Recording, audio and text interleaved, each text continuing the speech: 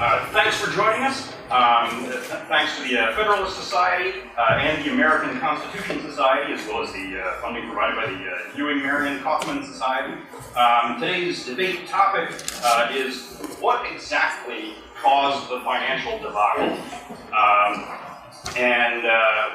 One thing that probably we can all agree on as common ground is that the financial crisis, whatever you think caused it, was really, really complicated.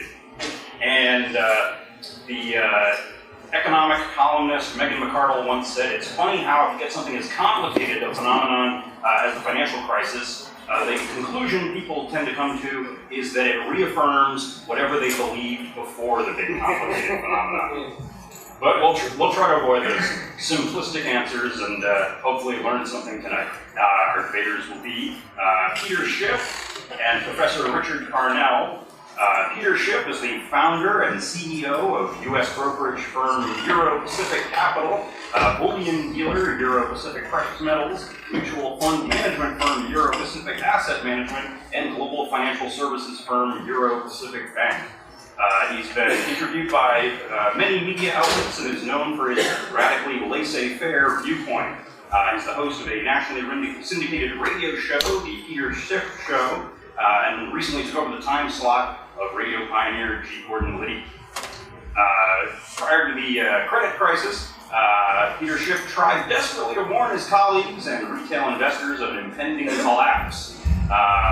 In 2007, he released the book Crash Proof,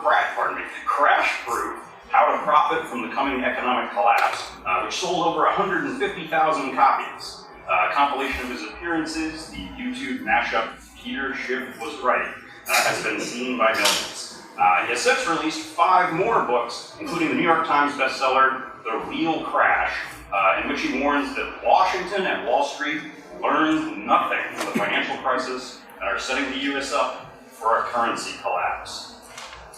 Professor Carnell specializes in the law of financial institutions and has spent much of his career opposing bailouts. 2008 was a rotten year for him. That's a reminder, by the way, that we won't simply be hearing the view that the market never does anything wrong and bailouts are always wonderful. Both our debaters, fortunately, are more nuanced and far more interesting than that.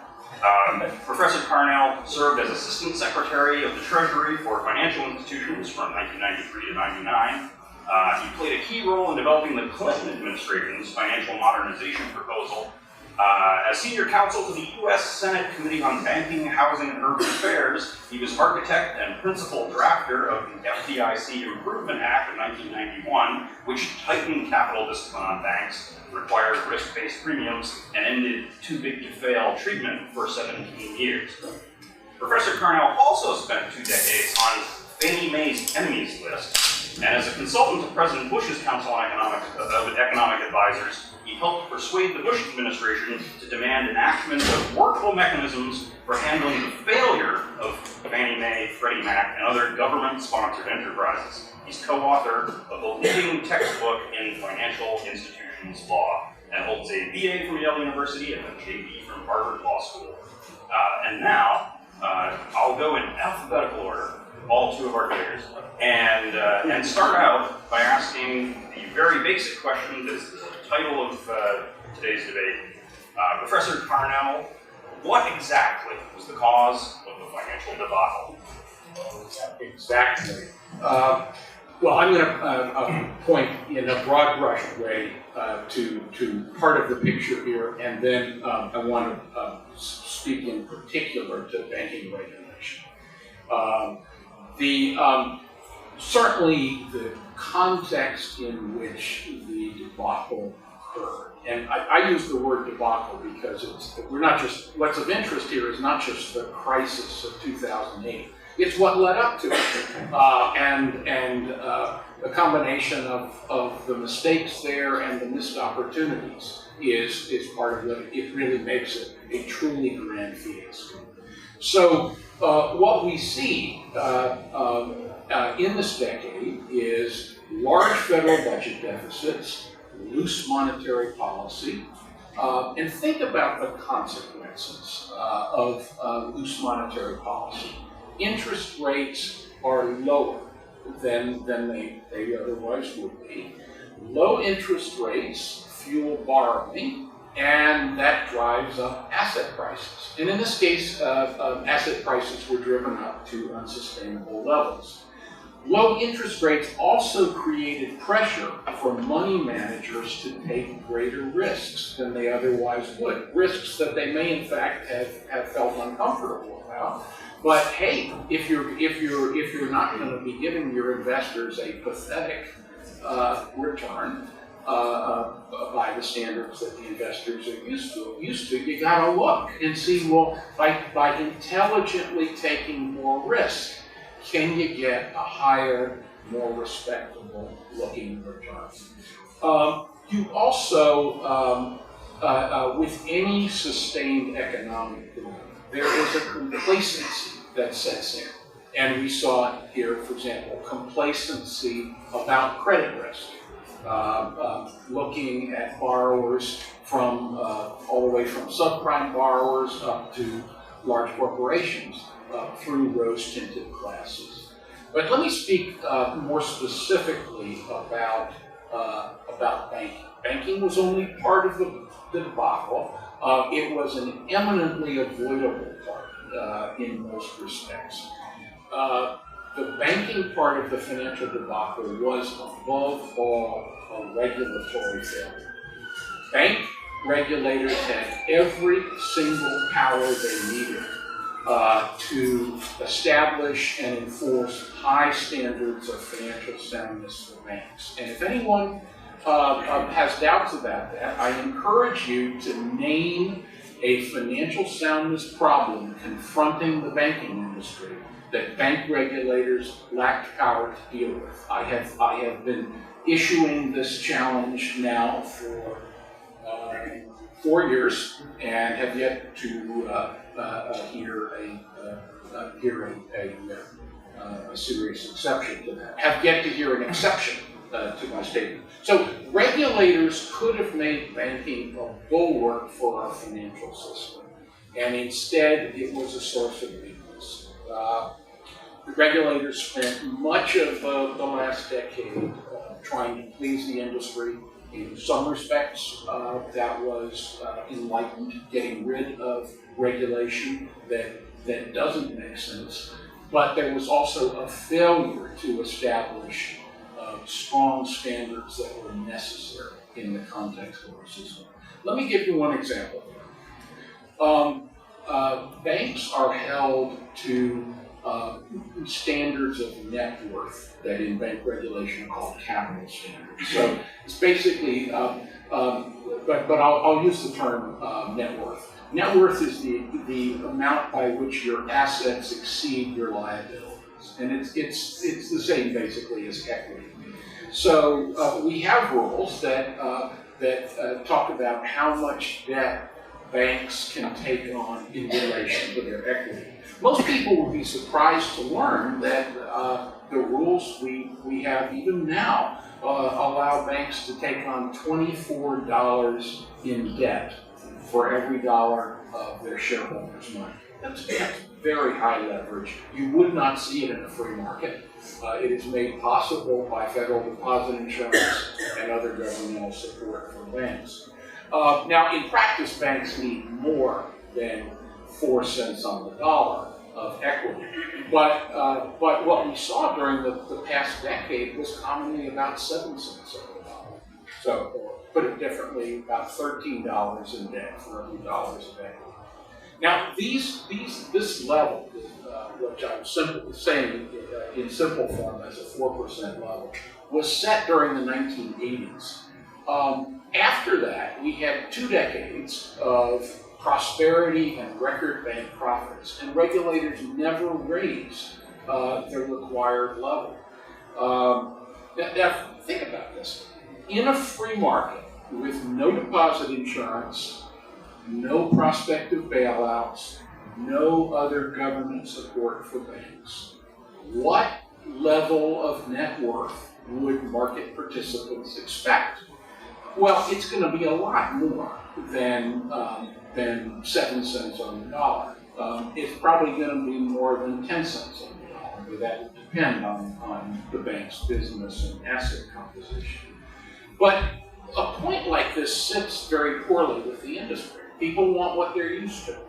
But regulators have a responsibility to be thinking through the answers to fundamental questions like that. How if people disagree, I'd be interested to hear that. But the starting point ought to be what would be required without the prospect of government support for banks, and it's a much higher level than we have now. Unfortunately, the Dodd-Frank Act responded to the regulatory failures of the past decade with a great deal more of the same in the banking area. So giving regulators more powers, in many cases giving them powers they already had.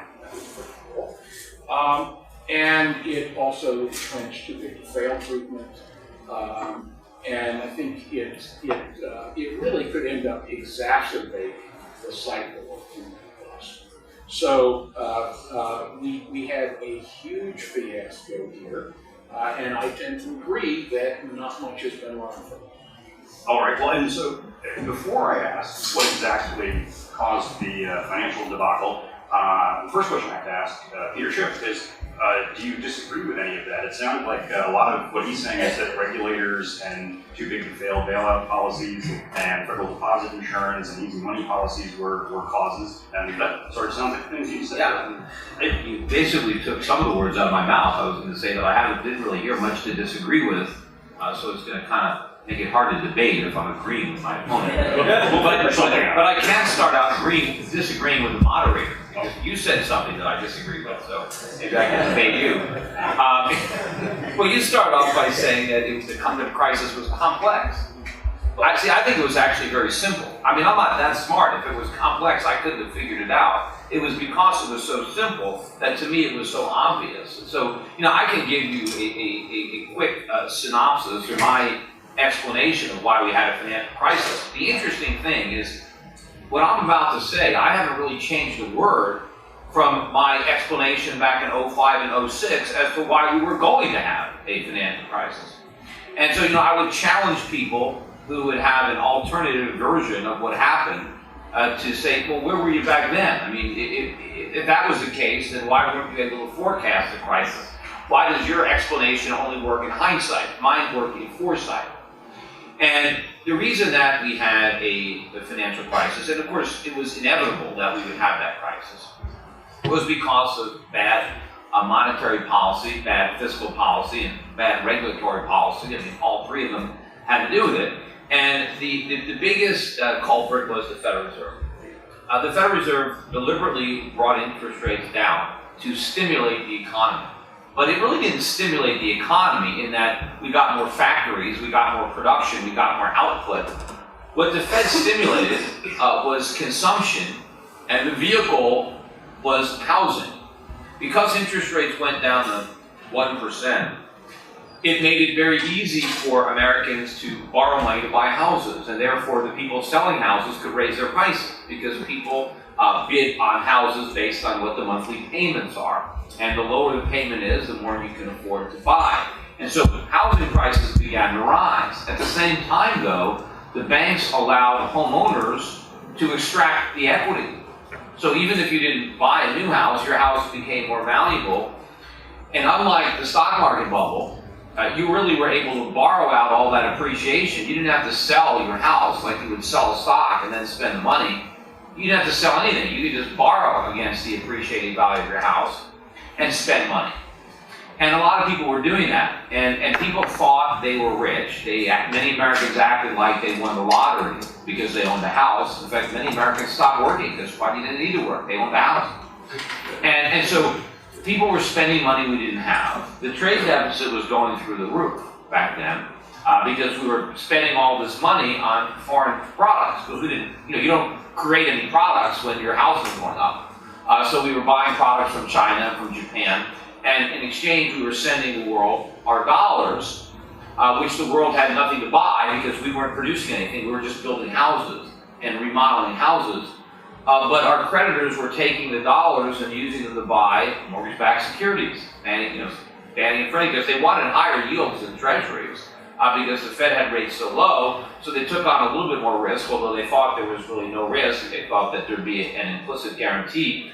And so it was a self-perpetuating spiral. The more money we extracted from our homes, the more foreign products we could buy, the more demand for mortgage-backed securities, the lower rates were, and it was just, people thought it was a virtuous circle, as it turns out, and I pointed out it was a vicious circle. So the Fed kept interest rates down because it wanted people spending money, it wanted to create a recovery, even though what they did do is they prevented a legitimate recovery from taking place, and instead they gave us a housing bubble. And the reason that people were able to borrow so much money, one was because rates were low. And if you remember back in the housing bubble, the concept of a teaser rate. And what a teaser rate was a temporarily low interest rate that enabled you to buy a house that you couldn't afford. And where did that teaser rate come from? It came from the 1% Fed funds rate. But a lot of banks, normally they would see through this and say, well, look, you got a teaser rate. What happens in 2 or 3 years when the rate goes up? And you can't pay. We're not going to lend you all this money when it's obvious that you're not going to be able to make the payments. Well, Fannie and Freddie were guaranteeing those mortgages anyway. The government was guaranteeing mortgages based only on the ability of the borrower to afford the initial payment. Now, no bank in their right mind would make such a loan without the government guaranteeing it. Once the government guaranteed it, the banks didn't care whether the borrowers could pay back because the government was going to pay. So you had people taking advantage of the artificially low interest rates by the Federal Reserve, and then using the government guarantee to take those low interest rates and qualify to buy houses. And of course, as housing prices were going up, you get that mentality, that bubble mentality that they can only go up. And the higher they go up, the more people want to buy them, yet the Fed is making it easy. In fact, I wrote back in 04 and 05 how paradoxically rising home prices were actually making buying a home cheaper. Because normally if you buy a house, you have to think about the cost of maintenance, insurance, depreciation, taxes, all that. But back in the housing bubble, if you buy a $500,000 house and you expect it to be worth $600,000 a year later, that $100,000 that you can borrow out represents income to you that will defray the cost of owning a home. And so rising home prices actually made home ownership cheap. In fact, people were being paid to own a house. So we had this big bubble, and the banks, of course, weren't really worried about default anyway, because, well, the house would just go up in value. So if you defaulted, well, we'll just sell the house. But nobody could come to the conclusion that all this demand would eventually turn around when all these, adjustable rate mortgages reset. You had a lot of people who were buying houses with no intention of living there. They were going to flip them or try to make a quick profit. You had a lot of speculators in there. But all this was enabled and actually encouraged by the Fed. I remember Alan Greenspan gave a very famous speech in which he praised adjustable rate mortgages at the lows of the interest rate cycle. He basically encouraged people to take out adjustable rate mortgages, said Americans were being sophisticated in managing their home equity, even as they were just spending it into oblivion. And of course, towards the tail end of the market, you had the subprime market, which was not created by the government, because once the housing bubble was really going and the government got it started, Wall Street came in to try to finance the mortgages that even the government wasn't guaranteed. But the big problem there was, who was the biggest buyer of these subprime mortgages? It was Fannie and Freddie. They actually made the market. Now I'm hearing even that almost 70% of the subprime market was basically underwritten by Freddie and Fannie, but they were in there buying. And of course, without the Fed, there would have been no subprime market, because the key to a subprime loan was that teaser rate. I think the most popular one was a 2 and 28 mortgage, where you had a teaser rate for the first 2 years. And and even the mortgages that were guaranteed by the government, there was so much fraud involved in the origination. Mortgage brokers were actively working with their prospective borrowers to try to falsify their documents, their income, their wages, in order to get a Fannie and Freddie guarantee, because nobody cared. And of course, eventually they had mortgages where you didn't have to bother. You just lied. You didn't have to state your income or prove that you had a job. You just made it up. But all of this was a function of cheap money, of the moral hazard associated with guaranteed mortgages. And not only was it Fannie and Freddie, but you had the FHA that was out there actively encouraging people to buy homes they couldn't afford. You had all kinds of sham transactions where the sellers were gifting money to the buyers that they could use as a down payment to overpay for a house. And the buyers, of course, were poor people with no ability to really service the loans. The government created all this. And of course, when the lending standards collapsed as a result of all the cheap money and people were buying houses with nothing down, of course, why not gamble when, you have none of your own money on the line? And as far as, why were the regulators looking the other way? Because they were told to look the other way. Because nobody wanted to rain on the parade. Everybody wanted this phony economy going. Because the voters were happy. They thought they were rich. They were spending a bunch of money. The politicians were happy. The bankers were making a fortune in the short run. Everybody was making money as our whole economy was, being gutted. But this was obvious to me that it was going to end badly. I knew that eventually the music was going to stop. That real estate prices were going to fall. They would have to, as mortgage rates went up and as speculators were caught holding property that they couldn't unload. I knew that people were going to be walking away from their mortgages when they had no home equity. I knew that many people had borrowed out their home equity, several times over, and that banks were sitting on all this worthless paper that they were carrying on their books as actual assets. I knew if somebody had like a $600,000 mortgage on a house that 3 years ago was worth $300,000, I knew that the paper was going to collapse.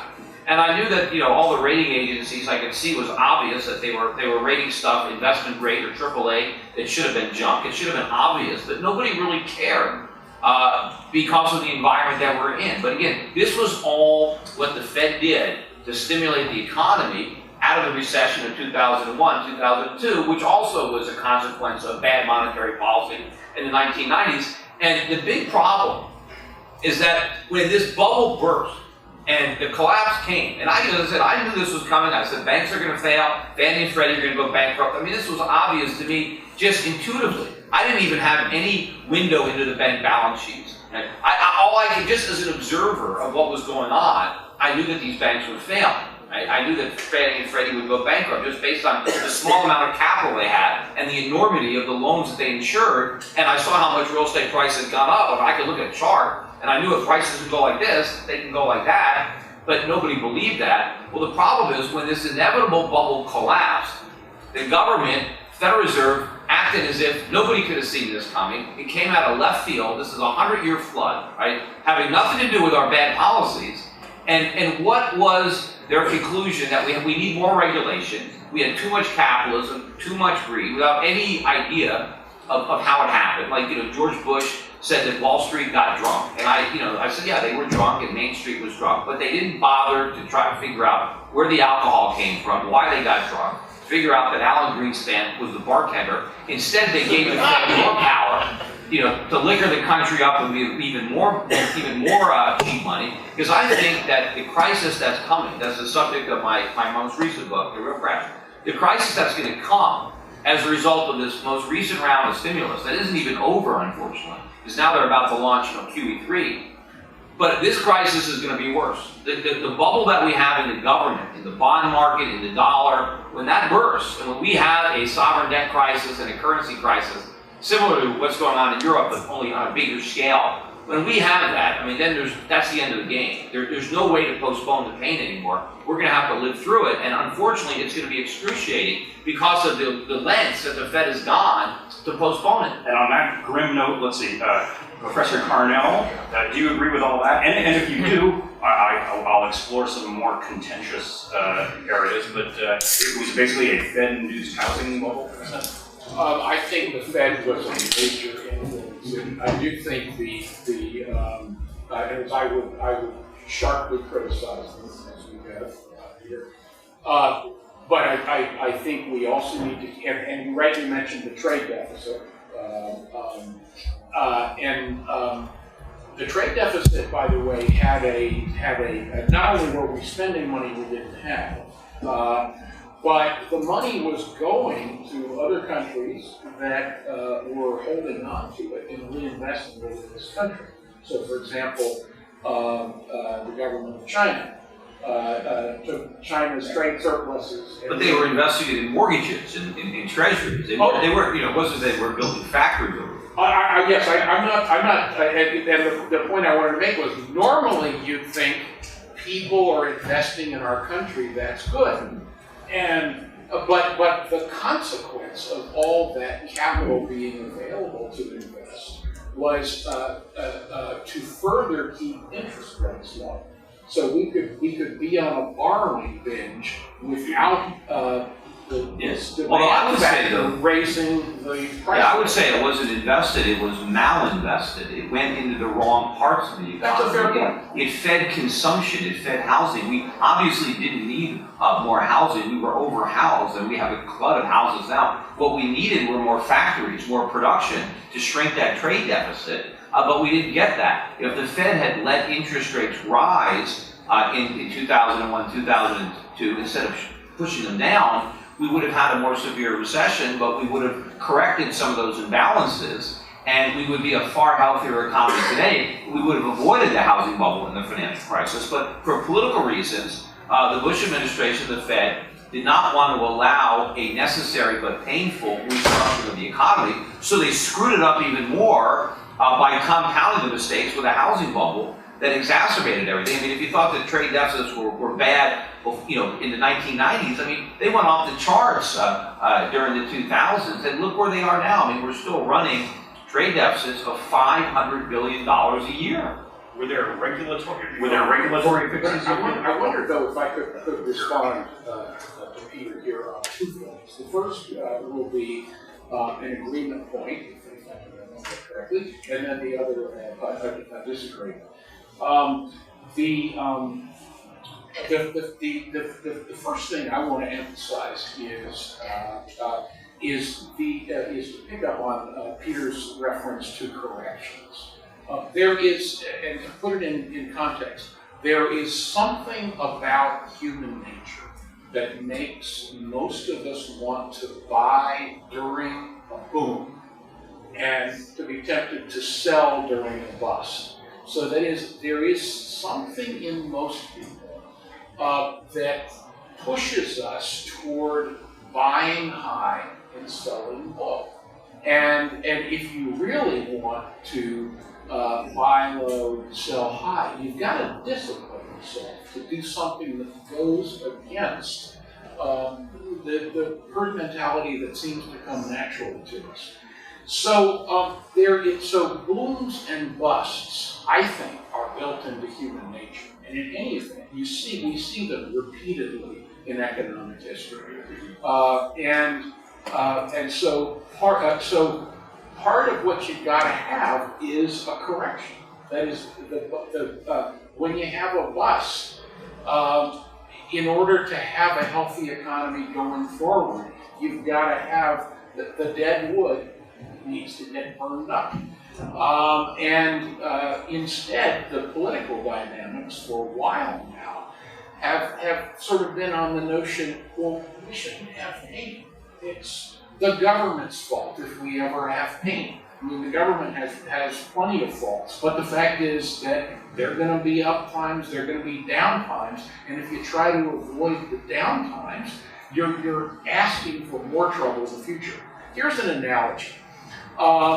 If you went back to the 1930s, 40s, 50s, and 60s, you had the character Smokey Bear. I don't know how many of you, but I suspect that a fair number of you missed out on Smokey the Bear. But Smokey the Bear was a symbol of our national efforts to prevent forest fires. And Smokey would stand there with his shovel upright, with sort of a ranger's hat, and say, "Only you can prevent forest fires." Except for those of us who grew up in the South, it was, "Only you can prevent forest fires in the South." Like maybe those would be the ones that you cared about. Anyway, here's the analogy. The Smokey Bear was a symbol of what we could call fire suppression policies. That is, that forest fires were bad, so we wanted to prevent them. So the upshot of decades of fire suppression was that the amount of incendiary or burnable biomass in forests increased tenfold to what it was before. So that whereas before you would have had a dangerous and unpleasant blaze, after all these decades of fire suppression, you face a conflagration that was truly destructive. Similarly, in an economy and in a financial system, if you don't have corrections, the problems, the dead wood ready to burn builds up. Booms and busts are a natural part of economic life. I think it is right for public policy to seek to mitigate booms and busts through intelligent, responsible monetary policy, tightening when things are heading up, loosening when things are heading down, the Federal Reserve being there to stand to serve as an emergency lender during troubled times to healthy banks who need to turn assets into cash. Well, I think that probably says something I can disagree with. I agree with what you're saying about the forest fires, and that was a great example of Alan Greenspan throughout his entire tenure, particularly the 1990s. Every time something went wrong, the Fed came to the rescue with more cheap money. And so we never really solved the problem. We papered them over, and we just compounded them with bigger problems. But and we got addicted to having Uncle Greenspan come in and bail us out when we found ourselves without enough cash to pay our bills. So it was actually called affectionately on Wall Street the Greenspan put, and now there is a Bernanke put. But I disagree that that you have these booms and busts historically just randomly, that people just act irrationally for no reason. I think that most of these periods are a response to the bad and false signals that are sent to the economy by interest rates being artificially low. I think when central banks interfere and price fix the price of money, right? In a free economy, prices need to be set by supply and demand. The market needs to discover the price to clear the market and have an efficient allocation. But when the government short-circuits that market mechanism and just picks an interest rate out of thin air, regardless of where the market would go, and in fact, generally, there is a political incentive for rates to be lower, not higher than they otherwise would be. There are a lot of factions in the country that benefit from cheap money, particularly debtors, because debtors always want inflation, they want low interest rates. The government is, of course, the world's biggest debtor, but American voters have mortgage loans, car loans, student loans, credit card debt. So you have more Americans in debt than who have money in CDs, and so they always want cheap money. Wall Street, of course, wants cheap money so it can speculate, and the lower the cost of money, the easier it is to speculate. And so there's a lot of political forces. So when the Fed puts interest rates too low, and now you got the price of money wrong, and now you have activity that wouldn't happen otherwise. You have too much borrowing because it's cheap. You don't have enough savings because there's not enough return on savings. We consume too much because we have that cheap money. We don't produce enough, we don't save enough. You get these big imbalances that go in your economy. You get a service sector economy like we have, because if you can just import things with your cheap money, you don't need to make them. You don't need those factories with those smokestacks and all the pollution. Just have a storefront with a cash register and let the Chinese get all the pollution. So we get this screwed up economy, and all of this is the fault of this manipulation. And to say that, well, we should put the Fed in charge of somehow mitigating the booms and busts, we should have them tinker around with interest rates. If they think the economy is weak, they should cut rates. If they think it's strong, we can raise rates. They're not smart enough to figure out how to do that. They're more likely to make a mistake and cause the problems that you want to put them in charge of. I think that the best thing that you can do is take the power away from government. Don't let government set interest rates. Let interest rates be determined by market forces, just like the price of everything else. And have sound money. You be on a gold standard. You don't let the government try to guess what the money supply should be, and don't let the government monetize government debt. And I think even if you look back at the various panics or booms and busts that we had in the 19th century, I think they're small compared to what we've experienced in the 20th century and the 21st century, and what we're going to experience. I think this next crisis is going to dwarf even the Great Depression. So I think we were much better off with sound money, and we didn't have those huge misallocations that we have now. And sure, yeah, there's always going to be, people will get crazy about certain things, whether it was the railroads or the dot-coms, but these bubbles would never grow as big as they did without the cheap money that financed them. And if the Fed just let people lose money, people would learn their lesson. I mean, how quickly could we have really gone from a stock market bubble to a real estate bubble if the Fed had stayed out and not bailed people out and let the economy heal? We wouldn't have happened. I mean, it's the Fed that numbs the pain.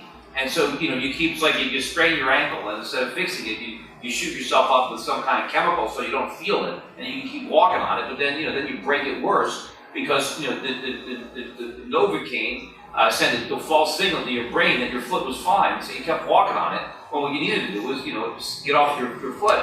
So we've got all these problems in our economy, and the free market is trying to fix them, trying to get resources properly allocated, bring up our savings and investment, bring down our consumption, bring down our trade deficit, shrink our government, and you have the federal government, the Federal Reserve, fighting the market, trying to stop that, because in the short run, it's a painful process that none of the politicians have the stomach for. But in the long run, they're not going to spare us the pain. They're just going to make it that much more excruciating. I certainly agree about the importance of market discipline and the importance of a meaningful adjustment process. I do want to respond, if I may, though, to what Peter was saying, for example, regarding the 19th century. Let me just say before that I don't see anybody credible economically believing the Fed can set long-term interest rates. I mean, what we're talking about with monetary policy would be that the Fed can influence, to some degree, short-term interest rates. Although right now their policy, statement policy, is to bring down long-term rates, and that's why they're buying all these treasuries. And like I said, a credible view. But I just want to be sure everybody's clear on what the world looked like before the Federal Reserve. And my point is not to write a brief for the Federal Reserve, but be sure that those listening can better form a judgment about sort of what the choices are here. The United States had no central bank from 1836 until 1913. Andrew Jackson destroyed the central bank that we had in the 1830s. And we had financial panics in 1836, 1857, 1873, and 1907. And so this was without a governmental role seeking to set or moderate interest rates. On top of that, and even more frequently, we had real estate booms and busts. I mean, if you look at the big picture of American financial history, the greatest pitfall that banks have faced has been real estate lending. Because let's say if real estate prices double, a bank makes a loan, and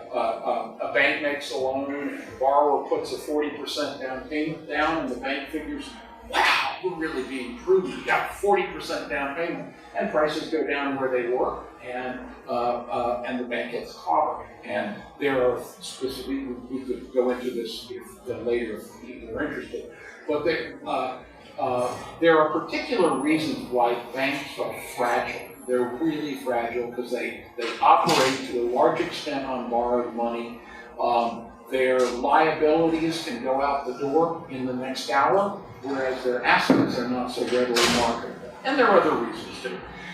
So banks have repeatedly gotten burned making bad real estate loans, and this in an era where there was no government involvement in this. So, but it's hard to argue that I think that the real estate losses under the Fed and under the guaranteed bank deposit model and government insured are much larger. In fact, we haven't even felt the pain because almost every mortgage in this country is now guaranteed by the U.S. government. And so the unfunded liabilities are enormous that taxpayers face. But I would say that if you compare U.S. history prior to the Federal Reserve, look at the 19th century and compare it to the 20th century, the economy performed much better during that time period.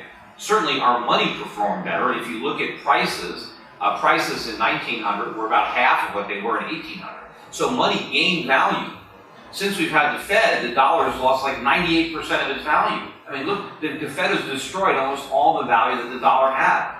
Before we had a Fed, the dollar was a storehouse of value. In fact, it gained value over time because purchasing power of the dollar went up. But when we had gold, it's gone down since the Fed has been in charge and it's been paper.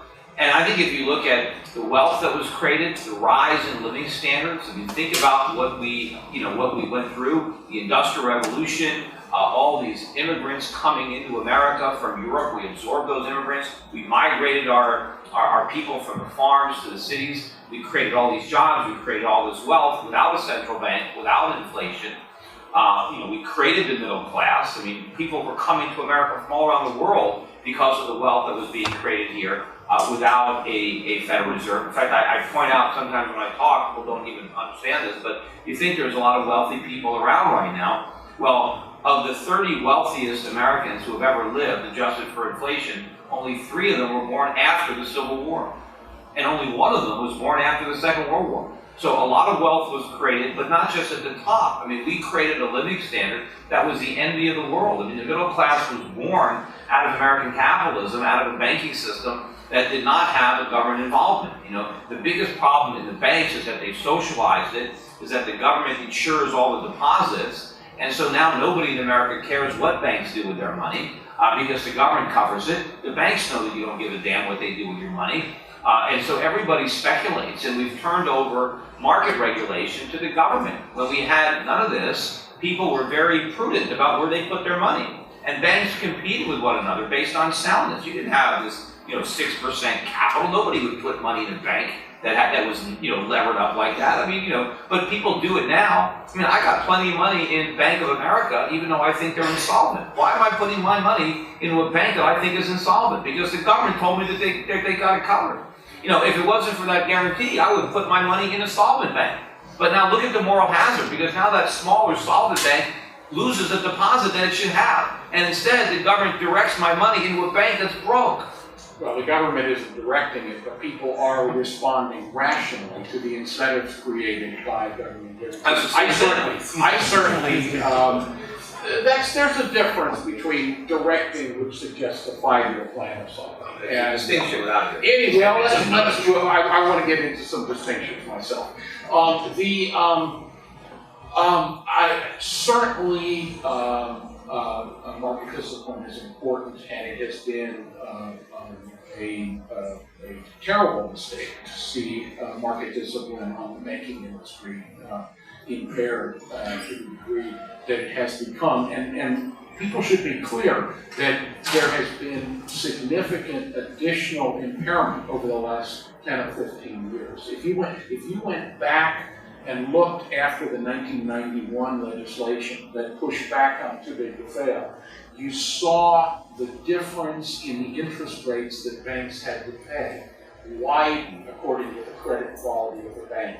It was possible to have more differentiation like that. And by the way, I believe it's possible to handle the failure of a big bank. You've got to have the system ready for it, and you've got to have the will to have the unpleasantness of that occurring. And there's a lot of political reasons why. And you got to let some depositors lose money, because right now, whenever a bank fails, they cover everybody.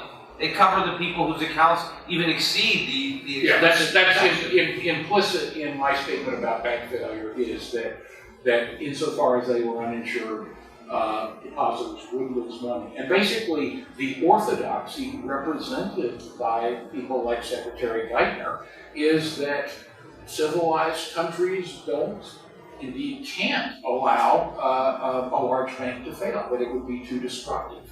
And I don't agree with that. And so they get larger and larger because everybody puts their money in those banks that are already too big. They get larger and larger, and they also become more and more unsafe. Yes, exactly. Now, but something I do want to, you in your eloquent statement a few minutes ago, we're conflating some things that are of a different kind. You, in effect, to be a little rhetorical about it, you seem to be blaming the Federal Reserve for the fact that the United States was no longer a developing country. I mean, part of this was a developing country during the 19th century, and we had the high growth rates, the sharp increases in living standards that are more possible in a developing economy where you're operating you're growing from a lower base than they are when the base is Well, I don't think that countries have to stop developing. I mean, there's more things that we all want. We want to improve our standard of living. We don't want to, think that it's plateaued. Well, do you think that a 15% or 10% GDP growth is a realistic goal for this country? Well, I don't know. You Look at the 19th century rates, and it is in a healthy, developing economy. Those sorts of things are realistic in a way that they're not in a developing. It would be very interesting to see the types of growth rates that we would be capable of if we still had the government, the regulatory environment of the 19th century today. Because I know that if we had today's regulatory environment back then, we never would have grown at all. Right, we'd still be an emerging market, but because we had so much freedom and capitalism flourished, we were able to achieve so much. The problem was once we became successful, we basically were our own worst enemy, and we abandoned all the principles that made us rich because of politics, because people wanted to get elected. All of a sudden, you have wealthy people, and you have people who aren't as wealthy, and now the politicians play into that envy and greed, and they try to buy the votes of the masses by promising to tax the wealthy, and they end up killing the goose that laid the golden egg. But they create an economy that is no longer capable of growing because the government has created so many obstacles to growth that didn't exist before. And so we don't know, maybe we could still grow. Who knows? I mean, I think had we maintained our level of government and freedom throughout the 20th century, we would have a very different country today. I mean, our standard of living would be so much higher. I mean, we would barely be working by now, probably. Maybe you'd work 2 days a week. Not that many. I mean, probably most married women with kids would not be working. I mean, a lot of men would not be working. We'd have machines doing a lot of things for us. But unfortunately, all that progress was slowed down by bureaucrats and red tape, and so we don't know. So I love the idea of the trees going to the sky here, and I certainly there have certainly significant costs to inappropriate government regulation. At the same time, for example, if you look at the late 19th century, you have what economists call the long recession. A recession of 2 decades during a time when we were on the gold standard and we had no central bank. And we had a 20-year recession. That's pretty good. Look up long recession. It was long and it was painful. And you look as well at the Panic of 1907, which was apart from the Great Depression, the most severe financial panic. Right, well, but the Great Depression was the worst at that point. And that was the only one that had the Fed, and that was fought with a full Keynesian arsenal of stimulus and pump priming. So the corrections that we had absent the Fed were not as bad as what we had with the Fed. And as I said earlier, what is coming is going to be worse than the Great Depression. No American will ever have lived through the type of economic decline that we are headed for. Well, as a consequence of all these government policies. We got the Fed because of a considered response on the part of opinion leaders and the general public to the Panic of 1907. In the end, you had part of quelling this nation. So you have a panic a financial panic in which the banks of this country for 6 weeks would not allow you to withdraw your money, and broker overnight loans went to an annual rate of 100% if you could get them at all. And so there was people made a considered decision that we did need a central bank. Well, first of all, we did a lot of stupid things in 1913. We passed the income tax. But, 1916. 1916, yeah, all right. Well, that's right. And it was good. Huh? And I want to speak up. No, it wasn't 1913. It was the same year we got the Federal Reserve and the income tax. I believe it was 1916.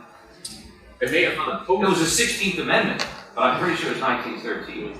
But in any event, even if you say, hey, the Fed was a good idea, the Fed that they created in 1913 bears no resemblance to what we got today, because that Federal Reserve, number one, was not even allowed to have as part of its collateral government bonds. They couldn't buy treasuries, so they were smart enough not to let the Fed buy treasuries. Federal Reserve notes had to be backed 100% by commercial paper and 40% by gold. So it was a very different animal that they were creating. Back in 1913, had anybody proposed creating anything similar to what we have today, it never would have seen the light of day. In fact, they would have laughed the guy out of the country if he tried to come up with something as crazy as what we now have. So it was an example of the camel's nose getting under the tent. There were some good things, and I wrote in my book that had I been around back then, I might have actually supported the Federal Reserve Act the way it was intended. But in hindsight, knowing what happened, you have to oppose it because you cannot trust the government. That is the problem. Once you create a mechanism for that central bank, you create that corruption. And in fact, it didn't take until the First World War, when the government wanted to finance the war by printing money, that they went and amended the Federal Reserve Act. And that's when they gave the Federal Reserve the power to buy treasuries. And in fact, that's when we got the debt limit. You know, we all talk about the debt limit now. We had no national debt limit until we gave the Federal Reserve the power to buy bonds. People were saying, wait a minute, this could be very dangerous. The government could run up a lot of debt. We better put a ceiling on how much debt the government can have. But the problem is, the ceiling was raised. They put a ceiling that they can always raise, but at least they saw the inherent problem in allowing a central bank to monetize the debt of the government. But now, you know, look at the mess. We've got 16 trillion and counting of debt, and we're heading for a sovereign debt crisis because we have this central bank. So the radical laissez-faire person might say, Professor Carnell, that the two-part solution is abolish the Federal Reserve, or at least abolish it as we know it, and go to a gold standard. And would you say those are crazy suggestions? And what are your big alternate fixes for our problems? Well, I've noticed that we have been on essentially the monetary for quite a while here, and so this is now still a monetary question.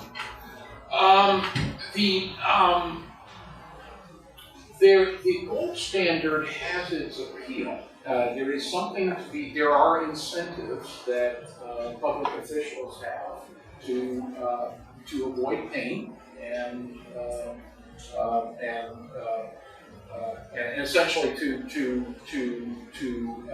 enjoy ourselves now at a rate that will cost us later. But I would defer to macroeconomists in terms of whether it would, on balance, be healthy to try to get gold standard. I take a different view than Peter does of the history during the 19th century. I mean,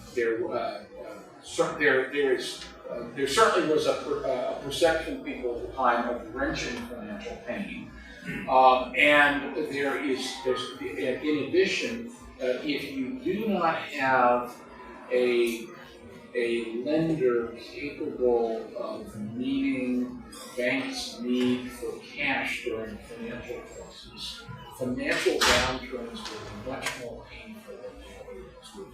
I Googled it just the 16th Amendment was ratified February 3rd, 1913. Okay, I stand corrected. I want to make sure I was recollecting it correctly. Oh, so, and if you want to get off the we're almost at the 100-year anniversary, but I do appreciate it. As I mentioned earlier, banks have liabilities that, in economic terms, are very liquid. That is, banks, in a way, you could think of banks are in the business of making 5-year loans with your checking deposits. So it is a tough business in the sense that your checking deposits and lots of other people's could go out the door before we finish this program. And so if banks are going to invest in more than 6-month treasury bills, they're going to need to have a way of being able to meet depositors' needs for But withdrawal. they're able to do that, though. They were always able to do that, and there was a distinction between a time deposit and a demand deposit. I mean, people would know that if they want checkable, immediate access to their funds, that they're not going to get any interest. That if you want to get interest on your account, you need to give the money to a bank for a long enough period of time to generate interest. And so there was a difference between a savings account and a checking account, and the banks would market them that way. In fact, if you wanted a checking account, they charged you money. They charged you per month, they charged you per check, because they were just providing a service. It was a savings account where they paid you because they had access to your money, and it was tied up for a period of time. Peter, even in a Norman Rockwell banking system, banks are still intrinsically vulnerable.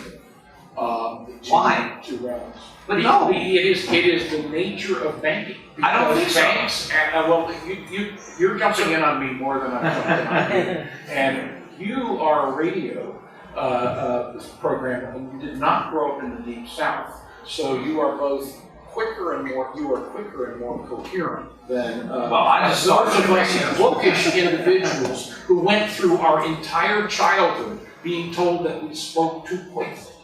I can't understand you, sir. Why can't you slow down? Actually, I'd like to encourage you to finish that point, and then furthermore, feel free to we go can on. go on to some other time. Explain what you think the big fix is. The banking business that you see going back for centuries is this, that banks are using money that they may need to pay back right away. And actually, I'll focus on banking over the last 2 centuries. We'll leave out the goldsmiths of Venice or something like that.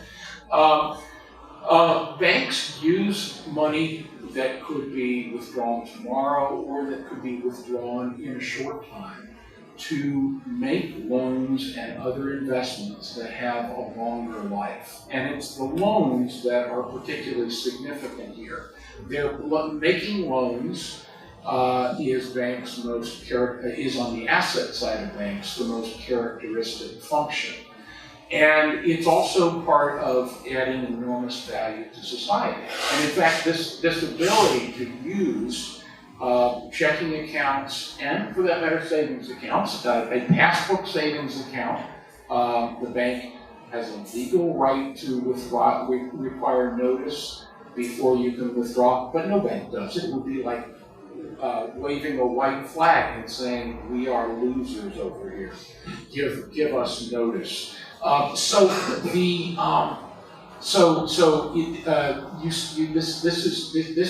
This is nothing post Federal Reserve, and there is good reason to think that this function of banks, which I'm oversimplifying as saying using your checking deposits to make 5-year loans, that this is very beneficial socially. It makes let's say credit to small business more available than if banks felt constrained only to invest in very short-term treasury securities. Now, there's no the central bank function that I'm referring to here is serving as a lender of last resort. That is, making loans on good collateral to healthy banks. That's the classically understood lender of last resort function of the central bank. And I believe that adds value. I think it subtracts value and makes the system inherently less stable, prone to bigger disasters, as we're going to see. See, I just don't buy the idea that there's something inherently different about banks, that the free market doesn't work for banks, that somehow the government has to come in and fix what the free market gets wrong. I believe that competition among banks for reputation, for soundness, will result in a reserve requirement that works in a certain amount of money that is kept in reserve, loans that are made in ways that that work for the free market. And that's when you get a banking system that really loans to entrepreneurs, to businesses, that improve our living standards. Right now, under this system, all the bank loans are going to the government. The banks are loaded up on treasuries. They buy government-guaranteed mortgages or guaranteed student loans, or none of this is helping the economy. It's all suffocating the economy. And speaking of students, let's see what some people in the audience have to say about this. Do we have questions for either of the speakers? Let's see hands if anyone would like to ask a question. How about you, sir, in the blue shirt right in the front there, and tell us who your question is directed to. Professor Carnell, I think you made a mistake about when people were pushing for the Fed. Wait for the mic and we'll get it. We're pushing for it for about 17 years.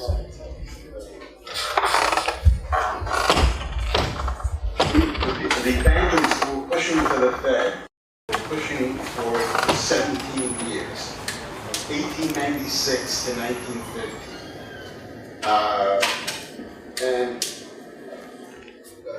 In addition, you had mentioned about the recessions that took place in the 19th century. The point I would like to bring up is that sometimes banks issued more notes than they had gold to back it up.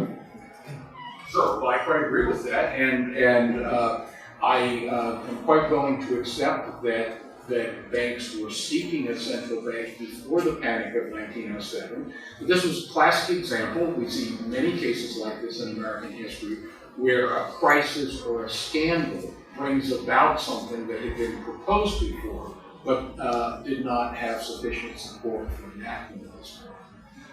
And certainly we saw before the Civil War, in particular, we saw during the period with no central bank and no federal banking presence, a pattern of overissuance of paper money by banks. Up until the 1830s, the Bank of the United States discouraged private banks from overissuing paper money because the Bank of the United States itself would go and say, give us gold for this money. So that discouraged overissuance, because if a bank could not redeem its paper money in gold, it faced closure right then.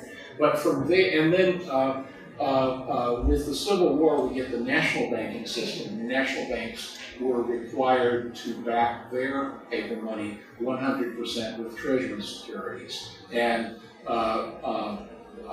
consumers found that a much more attractive means of payment than the old banknotes of the kind you're describing. So, I take your points. There was. And think of all the bad laws that were passed after our financial crisis, or after September 11th. Think about the Patriot Act and all the things they were able to do because the political climate had changed. The winds were now blowing in a favorable direction, and it enabled the government to take advantage of a crisis to usurp more power and deprive Americans of more rights. People, Peter, people can take advantage of crises and scandals from all sorts of different directions, and politicians of all ideological stripes can exploit crises, including 9/11. Another question. Let's see. How about you with the red hair in the second to last row there? Hi, I have a question for Mr. Schiff. You've talked a lot about basically the Fed today, but I haven't heard anything about the Community Reinvestment Act or about the mandates that were actually passed down from government. Perhaps maybe you could talk to us a little bit about how banks were actually being pushed. They were given quotas of subprime mortgages that they had to give out. They had to demonstrate that they were giving to minorities, giving to low income, giving to people who couldn't provide a down payment. They were actually, given mandates that they had to. Yeah, I basically alluded to that when I talked about Fannie and Freddie, which were government-created entities, and when I talked about the FHA and the programs they had, was basically financing 0% down mortgages. But you are correct, I didn't mention all the ways the government interfered, and the Community Reinvestment Act was one of them, where the government, for political reasons, pushed banks to make loans that otherwise would not have been made because they were bad business decisions. I mean, the banks weren't discriminating. The banks aren't a bunch of racists. They don't know the color of the borrower. They're just looking at the numbers. They want to make loans. They don't want to turn down the loan. But if they look at the numbers and it doesn't work, if it's too risky, they didn't make it. There was a reason that a lot of minorities weren't getting these loans. It was because they couldn't pay them back. They couldn't afford the houses. But for political reasons, and especially as housing prices were rising because of the cheap money and subsidized mortgages, it appeared as if the only thing you needed in America to get rich was to own a home. And therefore, why should only the middle class and the rich be able to get rich for nothing? Why can't the poor just own a house and get rich for doing nothing? So it became like, it's like the realtors were able to redefine the American dream as home ownership. See, the American dream used to be that anybody can succeed no matter how hard they work, no matter how humble your beginnings. You didn't have to be born into a wealthy family. Your lot in life was not determined by who your parents were. You could be whatever you could be based on your own hard work and your own ingenuity. But all of a sudden, the American dream became owning a home. Why? Because if you bought a home, you got rich that way. And so a lot of people wanted to own homes, and so politicians wanted to make it so that everybody can get on that gravy train. But again, this is why you cannot trust governments to regulate anything. Because if you put the government in charge of the banks, even if it starts out with a noble purpose, right, it's not going to stay that way because the political pressures are going to be there. And that's why we had those bills, because there were a lot of votes to be had by people who were now going to be able to buy a house and get rich, whereas this bank wasn't letting them do it.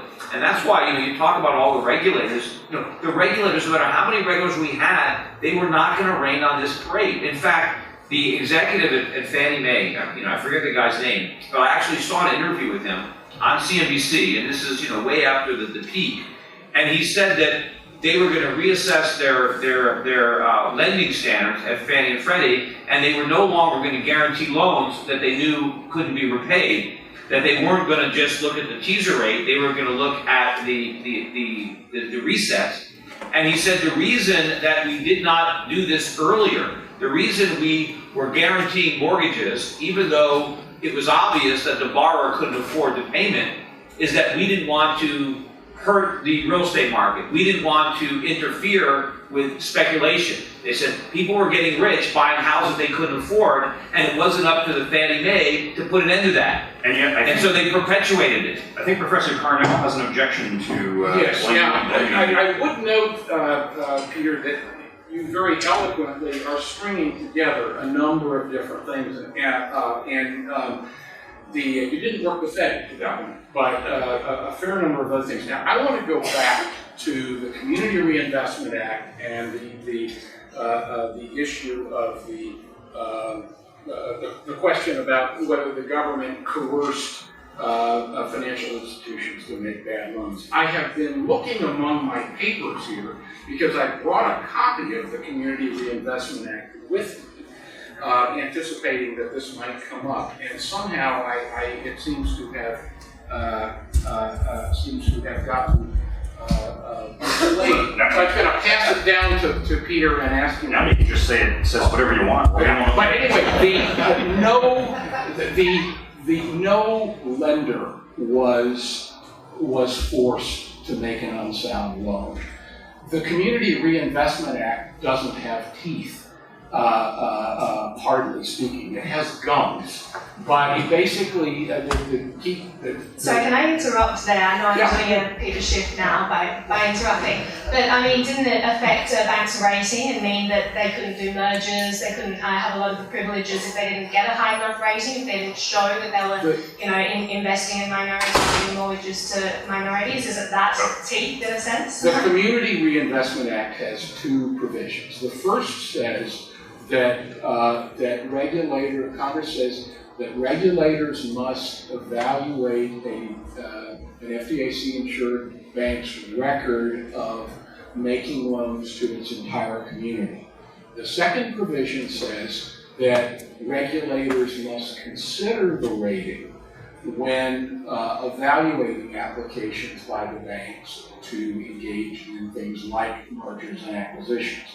Now, almost never has any regulatory application been denied on community reinvestment grounds. There was a few instances of this in the late 80s and early 1990s, but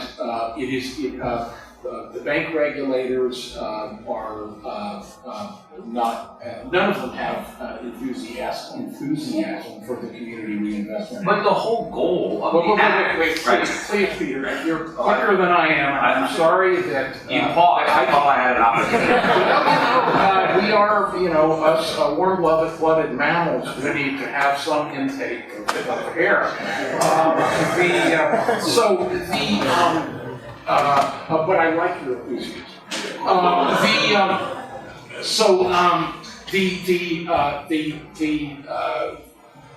Beyond that, both the statute and the regulations for the Community Reinvestment Act are talking about making sound loans. So there's no push to make unsound loans. There are no quotas that say everybody has to do it. Beyond that, there is nothing that ties where the CRA was pushing for subprime, unsound subprime lending. Now let me just underscore that point, and this was something that I was wanting to talk about earlier with Peter. And that is that much of the subprime market was fully private. Most subprime loans were not originated by FDIC-insured depository institutions that were subject to the Community Reinvestment Act. If you look at the top 25 subprime lenders, only one, as I recall, was an FDIC-insured depository institution. Subprime loans were originated predominantly by mortgage companies. And of course, Fannie and Freddie played a role in securitizing them, but a lot of it was also done in fully private deals by Wall Street firms. But they sold a lot of them to Fannie and Freddie. They bought them. Fannie and Freddie may have bought them, but nobody forced them to do that. Well, they did it to try to prop the market up, keep the housing market, because they knew that housing prices were being determined by the marginal buyer. We're here. Notice that we're getting into something that isn't the government twisting somebody's arm to make bad loans. But Fannie and Freddie was the government, because without the government guarantees, they never could have got away with this. But you just said though that Fannie and Freddie jumped in to buy this stuff because they didn't want to see the housing market go down. Now, last time I checked, jumping in is different from having your arm twisted. The Community Reinvestment Act is different than the moral hazard of Fannie and Freddie. I mean, these were two gigantic companies that were making huge profits based on the fact that they had a government guarantee, so the market allowed them to borrow enormous amounts of money to prop up housing prices that normally wouldn't have happened. But with the Community Reinvestment Act, I mean, it's clear the intent of Congress was for banks to make loans that, absent that act, they might not have made. That is not true, nor is that. Well, then what was the purpose of the act? The purpose of the act was to push banks to look to see if there were ways to find sound loans to make. Well, why wouldn't they do that anyway? If there's a profit incentive, the banks don't need the government to force them to make a good loan. They're going to do that on their own. It wasn't, taking what you just said, Peter, literally, you would figure that there are no market failures. And in fact, there's a fair number of market failures. And so the government was trying to get the banks to do this for their own good because the bankers were too stupid to service this market on their own? Come on, if you're going to interrupt me. be a little. Well, I'm happy be a I'm happy little with the less. Be a conversation. little. I'm not object to being interrupted, but it's one thing, you know, where the interruptions are coming at We're 5 trying to have a times the debate. rate that mine are. That's a fair point. Yeah.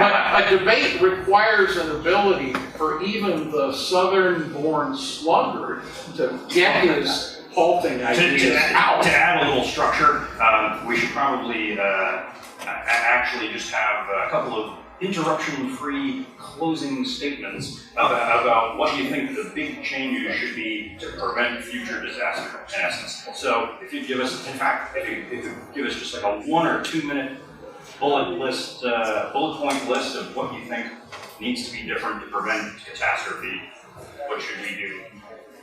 Okay, so I'm going to start with bank regulation, the area that I have spent a good deal of my professional life on. I would require banks to have significantly higher net worth than regulators have required in the past. And the lodestone for that should be how much capital would be required in a free market with no government guarantees and no expectation of balance. And that would be considerably higher than we have now. If you have that, bankers will have a healthier set of incentives for all of their decisions, and the system will become more resilient. In addition, we need to look more broadly at the financial system and look at the interconnections among financial firms. And also at the, so to speak, wiring, the plumbing of the system, and consider is there, and so I'm going to speak in the context of banks, which are regulated. Are we allowing banks to have an unsound and excessive credit exposure to other financial firms? We have a general rule limiting how much a bank can lend any one borrower, but through quirks, regulators have said it doesn't apply to banks lending to each other. And that has provided the rationale for too big to fail rule, because the proponents of it say, if this bank fails, it'll take everybody else down with it. Well, let's have approved limits, as indeed Congress called for 2 decades ago. Another example of a regulatory change needed would involve the asset, would involve the money market mutual funds. Right now, money market funds are able to set their share price at $1, even though the actual value of their assets is fluctuating from day to day. I would have the share price for money market funds fluctuate with the value of the fund's assets. If in fact money market funds are investing in the kind of assets they were set up to hold, the fluctuation won't be much, and people will get used to it. So these would be some examples of what I would want to see done. I would not get rid of central banking. Thanks very much. And Peter Schiff, just in about 2 minutes or so, what would you change? Well, I mean, I agree with you that banks should be more capitalized. And I think if we had a free market, they would be more capitalized. I think it's the government that protects the banks from market forces, from competition. And so I think that the best way is to get rid of government regulation and to reinstitute market regulations. And it's not that I think that the market never fails. I mean, the market makes mistakes. The difference is I think the government almost always fails. And at least when the market makes a mistake, it corrects it. When the government makes a mistake, it compounds it. And so I think we've got to get rid of things like deposit insurance. I don't think the government should be in the business of insuring bank deposits. If banks want to buy private insurance for their deposits, they can do it. They can market it, they can advertise it.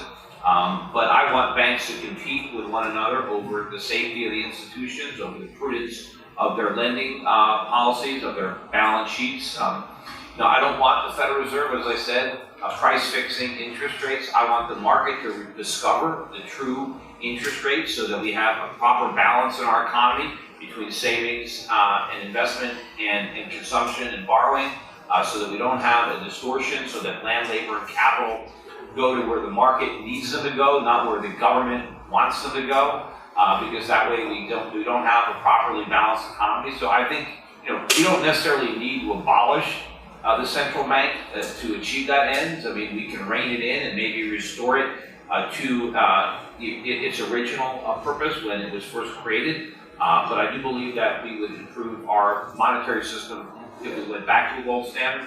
I think we would have much more economic growth when we have sound money and when we take that power away from the government, particularly for middle class, poor people who are really adversely affected by the erosion of the purchasing power of their savings, of their wages, their income, their retirement assets.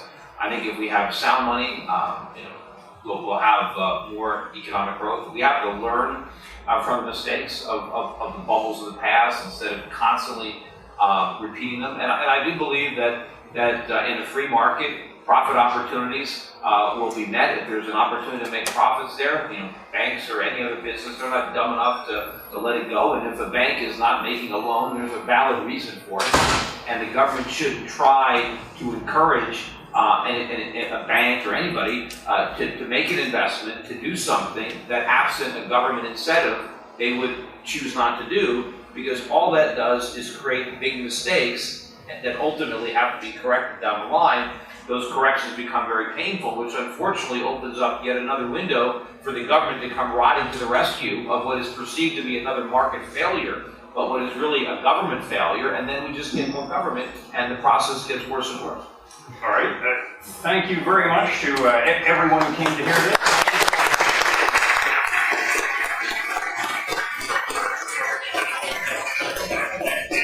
And I just have to say that even though we all learned a great deal, I still think the financial crisis is kind of complicated. Thanks for coming.